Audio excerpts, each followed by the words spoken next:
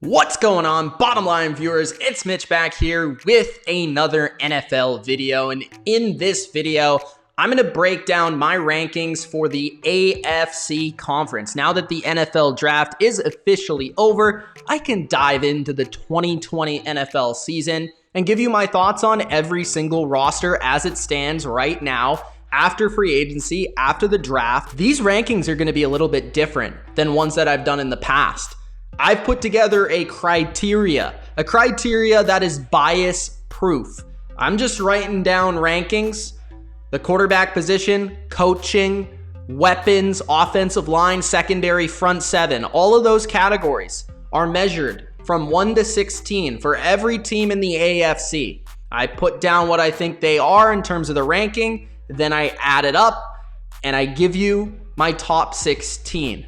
No ways around it, no bias, just whatever comes out, comes out. Before I give you my rankings for the AFC as it stands right now, make sure that you do spike the like button and subscribe to the Bottom Line View for more NFL videos just like this. Also, comment your opinion below. Let me know what you think of this criteria and my rankings for the AFC conference. If you haven't already, go check out my video for the NFC conference, as I do the same thing for the NFC, ranking it number 16 to number 1 using the same criteria.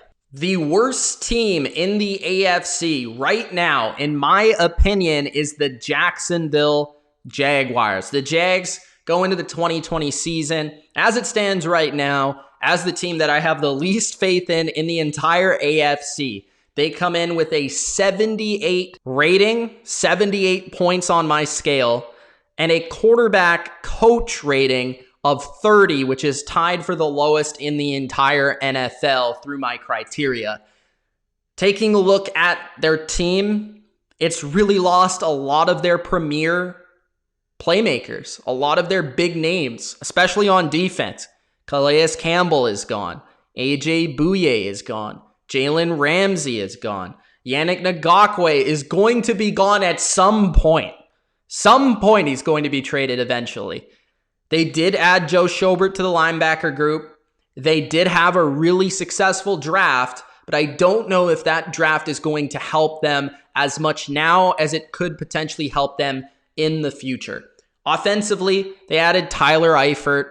But there is rumors about Leonard Fournette. He could potentially be traded sometime soon. He could potentially even be released and signed by somebody else, depending on what the Jags want to do. I think the Jags, obviously, starting off with the quarterback position, Minshew, he's maybe the weakest starter in the entire conference, and I believe I ranked him as such. You could say that Minshew might be better than a couple other quarterbacks. He could be better than what they have in Miami. He could be better than what they have for the Chargers in LA. But really, he's somewhere in the bottom 3 or 4 quarterbacks in this conference. I actually like the weaponry for Minshew this season, and I could see him having a decent statistical year when you look at Chris Conley and DJ Chark and Dede Westbrook, Keelan Cole. There's some receivers and playmakers out there. Leonard Fournette can still run the rock. He runs with power. He runs with speed in the open field, and he wants to run you over. But the offensive line is one of the weakest in this conference, if not the weakest. I think this is the unit that I think a lot of people don't realize has set back Jacksonville where they're at right now. This offensive line has really had a lot of high-profile additions to it. Like, they spent a lot of money on Norwell at left guard, a lot of high capital on guys like Cam Robinson and Jawan Taylor and a lot of guys on the offensive line with first or second round picks and top free agency cash. But they really haven't come through and improved this offensive line as a whole, especially the tackle position, which has to be one of the weakest in the league. I understand they're still young, but they're not there yet. Now, defensively, I really like their front seven still. Even losing Calais Campbell and Marcel Darius, they still have it. I mean, Joe Schobert and Miles Jack in the linebacking core is very good. Kayvon Chaisson and Josh Allen on the edges are going to be really fun to watch and fast and playmaking, and just that bend off the edge is going to be electrifying. You look at Avery Jones, Taven Bryan needs to take a big step up for them. Smoot is a good player that's kind of underrated across the NFL. But I think the big area defensively that's taken the hit is the secondary. You lose Jalen Ramsey and you lose AJ Bouye. Those two guys are going to hurt any secondary out there. The safety position was already weak as it was. And now you have guys like Rashawn Melvin, and hopefully CJ Henderson can replace what you had in Jalen Ramsey, but that's a very large task. This team all around, they don't have one area that really stands out. They could in the future if these young players in the front seven really turn out to be studs, but that's the future. That's not right now. So for me, I kind of like what the Jags are doing. They've put together some nice young pieces that can hopefully grow and become the roster that they once were. So Jacksonville right now is last, but I actually like their future going forward. At number 15, the Miami Dolphins. The Dolphins score a 76 grade on my scale and score a quarterback coach grade of 25, which is one of the lower ones in the AFC. I really like Brian Flores. I want to really start off by saying that. I think he's an excellent coach, especially defensively. And I think he has set the tone in Miami for what they expect going forward in terms of a winning culture. And I love that about him. But he's only had one season. And that one season, he was successful for the talent that he had. But it's not like the guy went to the playoffs. It's not like the guy did something uber special that I can put over anybody else, right? If he would have went like 8-8 or 9-7 with that team last year, then sure, he deserves to be higher. I already have him pretty high, and I expect this coaching staff to only get better with experience. But I just want to put that out there. He was great last year, but you can't overrate him. And then you look at the quarterback position. Fitzpatrick, to me, is still one of the lower-end starters in this AFC, if not the worst of all teams. I think it's between him, Minshew, and the Chargers situation. Can Tua start the season? Probably not. I don't expect it, especially with the offseason we're going to have. And I don't know if I truly believe that Tua is going to be an upper echelon quarterback. I think he'll be good. I don't know if he'll be great. And then you look at the rest of the offense. The offensive line still needs a lot of work. They've done some work in free agency. They've added some players, Flowers being one of them in free agency. They added in the draft as well. But I think it's an offensive line that still needs some work and still needs playing experience in the NFL. The receivers, the weapons, Breida and Howard is an okay running back duo, but I don't think it stacks up next to the elite ones in the AFC. And the wide receiver group, outside of Devontae Parker, I don't really see anybody that wows me. So the offense, even without including the quarterback, is pretty mediocre, if not at the bottom of the entire conference. And then you go to the defense, and I think the secondary is spectacular. The corners specifically. It's a top 5 unit in the AFC for sure. They have a shutdown duo in Howard and Jones. They drafted another corner in the first round. Their safeties are a little skeptical to me, but I think they can work within this Flores defense. I like what they added on the edge with Van Noy and Ogba and Shaq Lawson.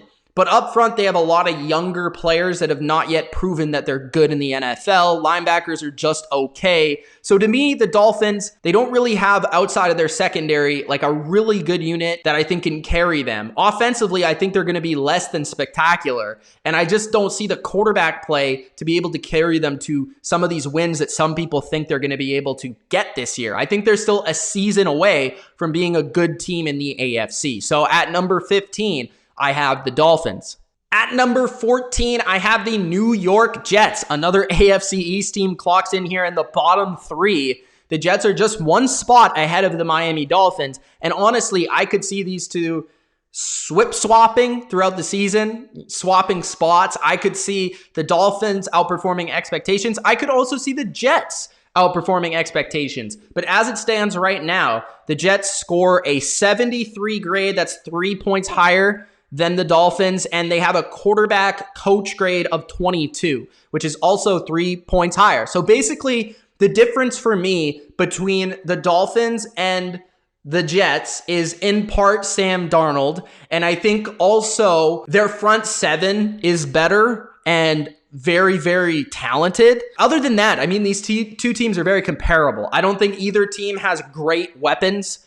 Le'Veon Bell needs to perform this year to be worth that contract and to be worth the money. And to be fair, he didn't really have much in terms of blocking last year. He needs to get better blocking up front, and I think that will help the Jets immensely because you'll have Darnold, who will have more time to throw the ball, and Le'Veon Bell, who's a patient runner, who's a read and react runner, who needs the time to be able to read blocks and go and use his vision to be able to be an effective running back. He's not the fastest running back. He's not the quickest running back. He's not the most powerful running back. He needs to be able to see things before he can go. That's why he was so great in Pittsburgh. The rest of the weapons, Jamison Crowder's a nice slot receiver. He's a slot machine, target machine. I don't know about Denzel Mims. He could be great. He could suck. I don't know. Brashad Perryman is probably a little bit worse than Robbie Anderson, but I don't think there's much give there. I don't know if Quincy Enunwa is going to play this year, but if he does, that will be a plus. I like their tight ends. I think that's probably an underrated part of their offense that nobody talks about in terms of Griffin and Herndon. Those are two good players. And Darnold, what are we going to get out of him? I think he's been a little bit better than I've given him credit in the past, especially last year. I think after the mono thing, he played a lot better than I would have given him credit for. And defensively, they're great in terms of stopping the run. They're one of the best units in the league. Greg Williams did a great job with that defense last year. They have big men up front, and they should have their linebackers back with Williamson and Mosley in the middle. Their edge rushers, non-existent. That hurts them a lot. They don't really have pass rushers on their defense unless Quinnen Williams comes through. Their secondary, love their safeties. Marcus May is a good player, and Jamal Adams might be the best safety in the league. But they don't have much at corner. Brian Poole's okay, but outside of that, Desir, is he a really number one corner? I don't think so. He's more of a number two. So the Jets, I think they're average in a lot of areas or below average in some areas. If Darnold really takes a huge step forward, they could be a team that surprise people, but I still don't think they have enough in terms of pass defense to really be an elite team in the AFC or to be a team that goes to the playoffs. I think the best they do is maybe they're close to the playoff conversation, but I just don't see it right now. So the Jets come in as the third best team in the AFC East at number 14. At number 13, the Cincinnati Bengals. So the Bengals go from, after the end of last season, the bottom team in the AFC getting the number one pick to a pretty good free agency and a great draft to being the number 13 team in the AFC. The Cincinnati Bengals scored actually significantly higher than both the Jets and the Dolphins. 66 on my scale and a 27 quarterback coach grade. That coach grade and quarterback grade was the second lowest in the conference, which definitely hurt them.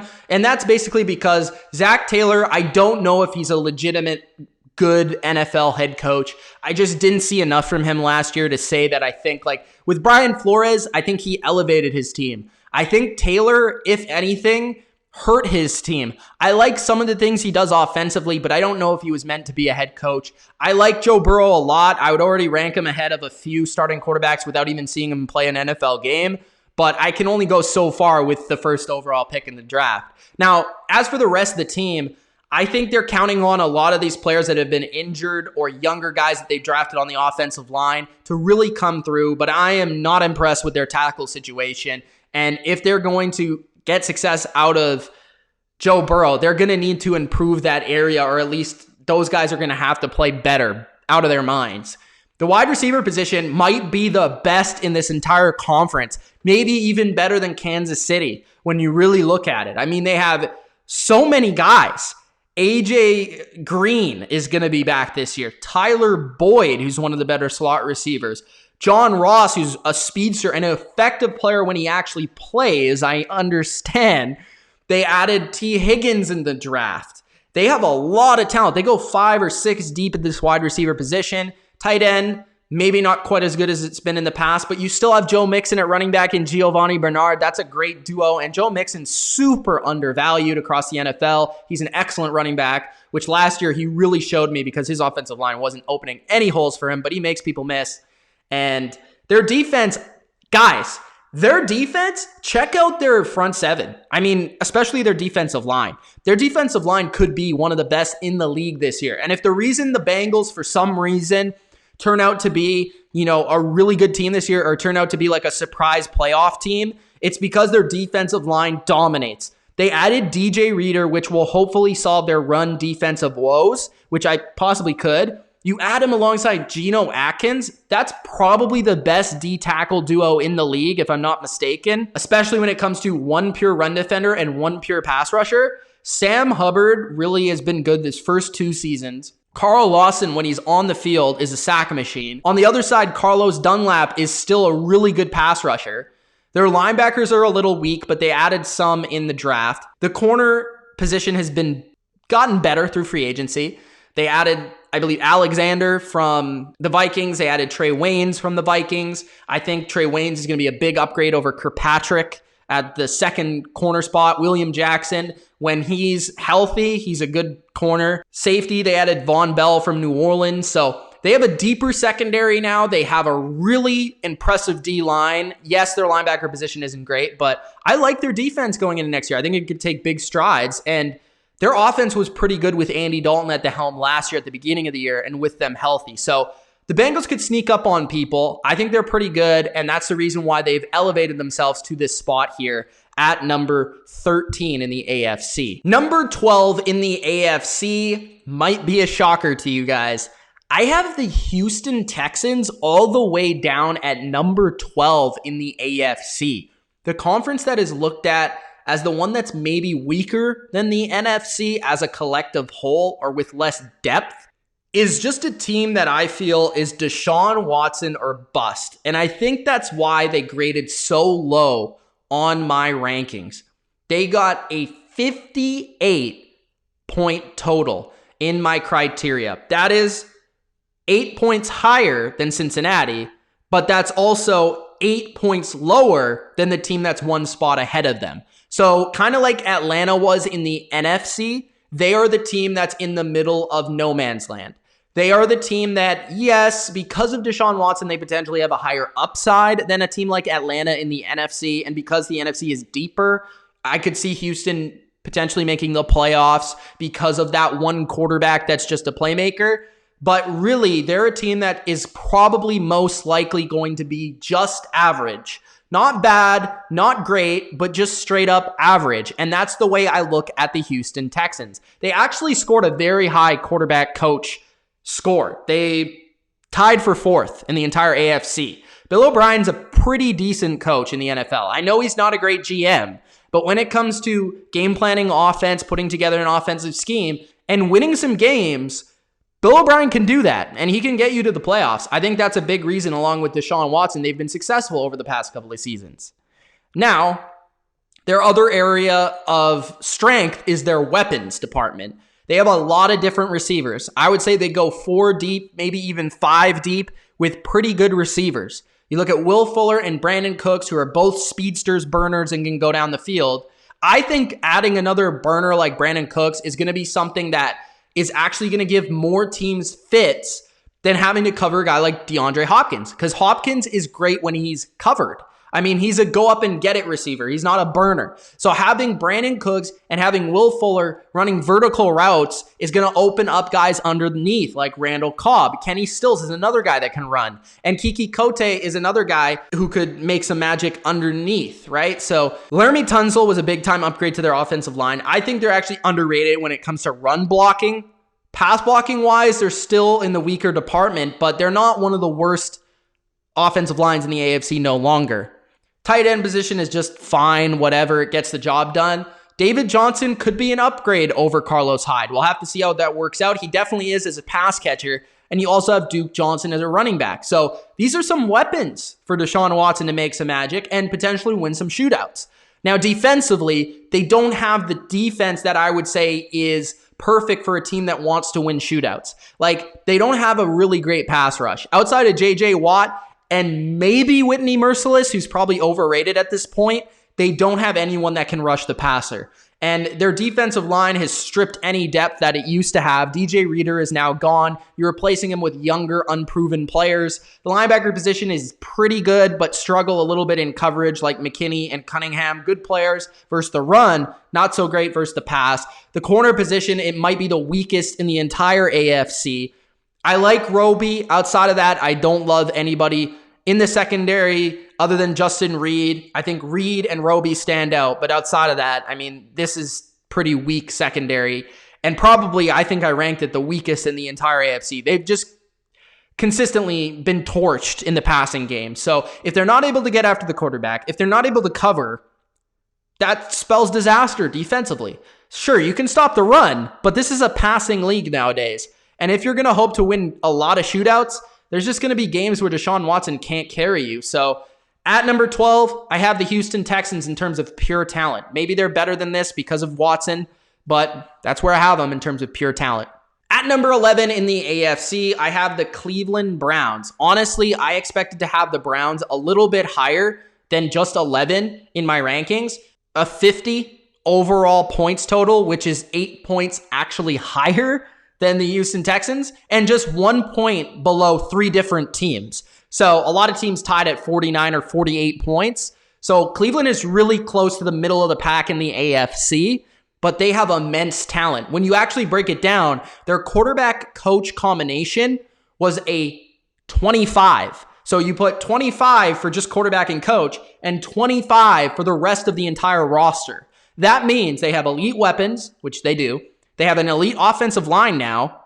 They do. Look at their offensive line. Front seven, really good defensive line. Linebackers, And then secondary is better than you would think. So honestly, if they can get better coaching this year, which the only reason I have their coaching so low is because it's unproven and I've never seen it in the NFL at the head coach level. And then Mayfield, man. Mayfield needs to play well. I think I ranked him as the 10th best quarterback in the AFC, which is not what a number 1 overall pick just a couple years ago should be at. He should be much higher than that. But he had a really bad year, right? So if Mayfield plays better and if they could get good coaching, this team's a lot better than where I ranked them, just to put that out there. But I like the rest of their roster. Let's strip that away. Odell, Landry, Hooper, Njoku, Hunt, Chubb. You're talking about the second best weapons outside of Kansas City in the AFC, the second or third. You know, them and Cincinnati. I think they're second over Cincinnati, but man, they're really good. Odell's a dynamic guy, hopefully can stay healthy. Hooper's really going to help, and having 2 tight end sets is going to be awesome, and those 2 running backs are explosive. Then you look at the defense. Their D-line is a lot better this year. A lot better, and I think that's going to help them defensively a ton. You add Billings to the D-line. You add Adrian Claiborne. You added some guys for depth in the draft as well. Myles Garrett. Hopefully Olivier Vernon could play better. I really like this D-line a lot, especially because of the depth now. I liked it last year, but I said, you know what? Hold up. They don't really have the depth. If somebody goes down, they're not going to look as good. And that's what ended up happening, especially when Myles Garrett got suspended. So if Myles Garrett can be the force that we know he is, and they can add all these other guys around him and complement him, that's going to be one of the best D-lines in the league. Secondary-wise, if Greedy Williams can take a step forward and that safety position with Delpit, who's a real big wild card, if he could play well, their secondary is going to be good. Their secondary is going to be good, and ultimately, that's a good defense. If you have a good secondary, good D-line, that's a good defense. So the Browns, to me, are a team that probably rank lower on these type of rankings because the uncertainty with the quarterback and the coach. But if I was actually predicting a team that I think, okay, who's a team that didn't make the playoffs last year that could make it this year and potentially be scary, that's probably the Browns. At number 10, entering the top 10 in the AFC, the Los Angeles Chargers with a total of 49, 1 point higher than the Cleveland Browns, and a quarterback coach score, one of the worst in the entire conference. That's a 27. The Chargers, they just don't really have a quarterback that we know is going to be great for them. There's a lot of Tyrod truthers out there, and sure, fine, he's a productive guy that can get the job done. That's fine. But I don't think he's going to win you games. He won't lose you games, but I don't think he's going to win you many games by himself. Justin Herbert, if he's able to start and impress, then hey, we're talking here with the Chargers, because the Chargers over everybody, if you, just like we did with Cleveland, take away the coach, take away the quarterback, and it's mostly the quarterback here, which ranked last. You take that 16 points off, you take that 27 total off, you're talking about and rest of the team that has what? Look at their point total. So 22 points. So for me, this might be the best roster with the worst coach-quarterback situation surrounding it. And that's not to say Anthony Lynn is a bad coach. I just don't think he's a great coach. He's a good coach. He's a solid coach. He's done well for the most part. And Gus Bradley's a pretty good defensive coordinator. So they have the coaching. It's just not like stacked up to Belichick and Reed and Harbaugh and some of these other guys. Yeah, it's not going to be in the same league. But in terms of talent, especially on defense, I don't think there's a more talented defense in the NFL. You look at the D-line, Joey Bosa and Melvin Ingram, and they added to that D-line with Linval Joseph and some depth guys. And the linebacker position is super underrated, and they added a first-round pick to that conversation. Derwin James is a stud at safety. They have 3 corners who are really good, King, Hayward, and Harris. Like, talk about shutdown corners. So they have a top 3 secondary in the conference. They have a top 3 front 7 in the conference. And they have an underrated linebacking core. And they have a better offensive line now, adding Brian Bulaga and Trey Turner to the mix. They still have Hunter Henry, who might have a breakout year this year. Mike Williams is only getting better. If they can have quarterback play this year, they can be a playoff team easy. I like the Chargers a lot as a roster, as you can tell. But in terms of the rankings, they have to rank where they rank because of the quarterback and coach uncertainty. At number 9, the New England Patriots. They come in at number 9. They also scored a 49, identical to the Chargers, but with the tiebreaker being the quarterback and the coach combination. Belichick ranking first as the coach, Stidham ranking 13th as the quarterback. That's a 14 total. That's still pretty high because of Belichick, but that's where I rank them right now in the AFC according to these rankings, is 9th in the AFC. And that would be just outside the playoffs and just outside making the playoffs with the 7-team format. But I do believe they can make the playoffs. I don't want to say that they're not, and I say they might even make the playoffs this year. But in my opinion, I see the Patriots as a team that are just outside of it, and there's a couple of reasons why. I think they are not as good as they were last year in the front 7. They have a lot more youth. They're a lot younger at linebacker. They're a lot younger at edge. And I just don't know what to expect from guys like Uche from Michigan, and is Winovich going to take that step to being a legitimate edge rusher? Their front is just not as good as it was with Jamie Collins and Kyle Van Noy and Elandon Roberts and all the depth they possessed. Their secondary is the best in the league, in my opinion, and it only got better by adding Duggar in the draft at safety, by adding Adrian Phillips, by bringing back Jason and Devin McCourty. They're going to be shut down in the secondary. So it may not matter how great their pass rush is, which is probably what Belichick is banking on, especially when you blitz as much as they do. But stripping that away, when I'm talking about a 4-man rush, I'm a little concerned about New England in that regard.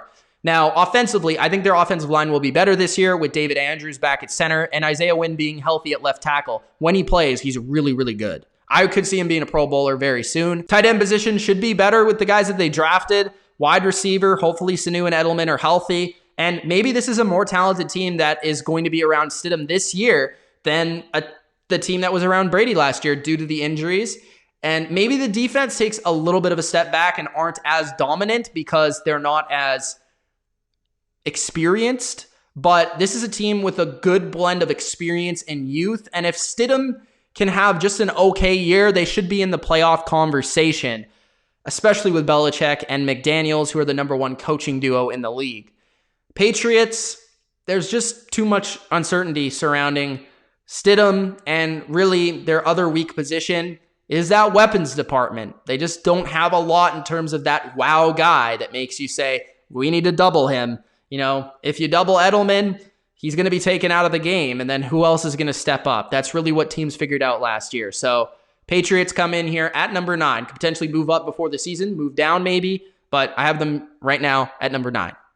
At number 8, tied with the New England Patriots and the Los Angeles Chargers, the Las Vegas Raiders. The Raiders also score a 49 on my criteria and on my rankings, but they are just a notch ahead of New England because they have 1 point higher in the coach quarterback department.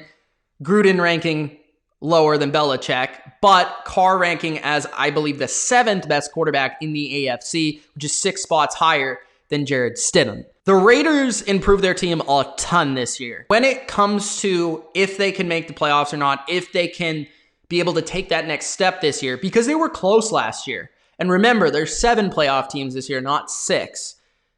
if they are able to get some production out of their D-line and their pass rush, and if they're able to really hit on their corners that they've drafted, then this team can make the playoffs easy. Because I think their offense is going to produce. When you look at what they've added and what they already had, I think they have the second best offensive line in this conference, and that's saying something. I think they can run the ball with Jacobs. They have a great tight end in Darren Waller, who's a really tough matchup because he's so fast. You look at the receiver position. Henry Ruggs is a do-it-all receiver, go deep or take it short for 60 or 70 yards, and that's a huge addition. Tyrell Williams will be better and more comfortable in the number 2 spot. They drafted multiple other guys to add to their depth, and also Hunter Renfrow in the slot. So this offense is going to be dynamic if Derek Carr can put it together. And this is the best set of weapons Derek Carr's potentially ever had in his career, along with potentially the best offensive line as well, and the best offensive system. So if you're looking for a guy to really have a bounce back year at the quarterback position, that would be Derek Carr. Now defensively, they added a ton to really help them this year. I think their safety position is a lot better with what they've added. You know, they added just Demarius Randall and Jeff Heath, but that gives them so much more flexibility for their secondary and their pass defense packages. Jeff Heath and Jason Witten as well, who I didn't mention on offense, will give them a lot of veteran leadership. Their D-line added a guy like Carl Nassib, who's an underrated edge rusher, and I really like what I saw from Crosby last year. They have decent guys in the interior, but their linebacking core is a lot better now because they added one of the best cover linebackers in the league with Littleton, and they added Kwiatkowski as well from the Bears. So their linebackers are a ton better. Their D-line has more depth. Their secondary has more depth, especially a safety position, and Mullen will be hopefully better this year, I guess. And Arnett, we'll have to see what they get from him. The only thing I'm worried about is corner. Like, if they signed another corner, I'd feel a little bit better about them. If they can cover and they can get Crosby can take that next step, and they could get some of these younger guys up front to take the next step, then I'm excited for the Raiders, but I just don't know that to be true. I think they're going to be a top 10 offense, but I don't know where their defense stands right now, even with the additions they've made. It's just a big wild card on that side of the ball. I like John Gruden. I think Derek Carr, in terms of this conference, is a little underrated, so they rank here at number 8, just outside the playoffs for me right now. At number 7, the team that went to the AFC Championship last year, the Tennessee Titans. So the Titans, as it stands in these rankings, would be the last team to squeak into the playoffs in 2020. The Titans have a really good coach-quarterback combo. Vrabel is a really competent coach. He's confident, he's a little cocky, he's tough, and he brings that to his team. Ryan Tannehill had his best season ever last year and will play all 16, let's hope, this year, and that will help the team just by itself. The offensive line is tough. It's a grinder line, and they're great run blockers. I think their weaponry isn't bad. It's probably the best it's been in a while. I mean, Derrick Henry's a stud, a beast, whatever you want to call him. Jonnu Smith's underrated. A.J. Brown, people know about him now, but he's a number 1 receiver. Hopefully they can get more out of Corey Davis. Adam Humphries is still there, who should be utilized more this year. Defensively, I'm a little worried about their secondary, but they did add to that in the draft. I'm a little concerned that they lost Logan Ryan, and Malcolm Butler has been kind of declining as of late. So if Dory Jackson can take a big step, then we're cool there, and their safety position is good. Linebackers, front 7, I'm concerned about their pass rush. I don't know if they have enough pass rush to go to like Baltimore, Kansas City, and win. Like, that's going to be hard. I know that they did versus Baltimore in the playoffs, but this is going to be a different year, and Baltimore is definitely better. So, and Kansas City, I mean, they didn't do it last year, and that's the big reason, because they couldn't get after Mahomes. So, I'm a little concerned without Jarrell Casey, because it's a lot more unproven on the D-line, and maybe Landry, maybe Evans can take a step forward, and maybe Vic Beasley will help. I think this team is good. I think this team right now is still a playoff team, but losing Conklin's going to hurt them short term. And losing Casey is going to hurt them short term, in my opinion, as well as Logan Ryan. So this team is about the same, but I don't know if you can count on Tannehill to have the spectacular effort he did last year as well. So at number 7, I have the Titans. At number 6, I have the Indianapolis Colts, who score a 46 grade. This was kind of surprising to me, considering that the Colts, I didn't really think they would be as high on my list as they are here, but overall, it turns out that I actually think a lot of what they have on their roster. So offensive line-wise, I have them at number 1 in the AFC, which whenever you have the best offensive line, potentially in the entire NFL, that's going to help you go a long way, because not only can you run the football effectively, now with some studs back there, you also can protect a quarterback who's going to be a massive upgrade in terms of experience, intelligence, and operating an offense in Phillip Rivers. And if Phillip Rivers can play anywhere near the way he did 2 years ago instead of last year, with this offensive line giving him time, then this team is a playoff team. There's no doubt about it. T.Y. Hilton, he just needs to stay healthy. He's still a good player. I like that they added another receiver outside of him, and Pittman, he might not be able to be, a 1,000-yard guy right away, but I think he'll contribute to 700 to 800 yards this year. And they have a trio of backs that are effective. Tight end situation, no longer Ebron, but they still have Doyle, and they added Trey Burton. That's nice to see. So they have some weapons to surround Rivers with. It's not the most electrifying set of weapons, but they'll get the job done. Frank Reich is a pretty good coach, especially offensively. And then defensively, I think their scheme's underrated. Their linebacking group is underrated, Darius Leonard being the head of that. Defensive line-wise, it's got a lot better, and they finally got the centerpiece of their defense with a guy like DeForest Buckner, Justin Houston. Teray is going to be good this year.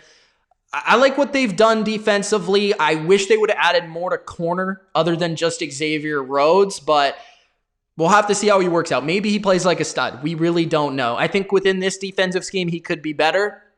So the Colts, I don't love their secondary. I don't love their pass defense overall. I think they could have maybe a better pass rush this year, but their offense should control the clock, putting them in good situations to win a lot of games. And if Phillip Rivers can just make a couple of throws here and there, and their defense can make a couple of plays here and there, they can definitely be a team to compete for the AFC South crown. I have them as the top team in the AFC South right now, according to my rankings. At number 5, I have the Denver Broncos, who score a 42. That's 4 points higher than number 6, the Indianapolis Colts. So in really looking at it, the Broncos pretty much seem like a for sure playoff team, according to my charts, because they're really talented, man. They have a really talented roster. It's just a matter of really Drew Lock. That's the question. If we knew Drew Lock was good, if we even knew Drew Lock was going to be like, let's say, Jimmy Garoppolo, I think we would put them in the playoffs, right?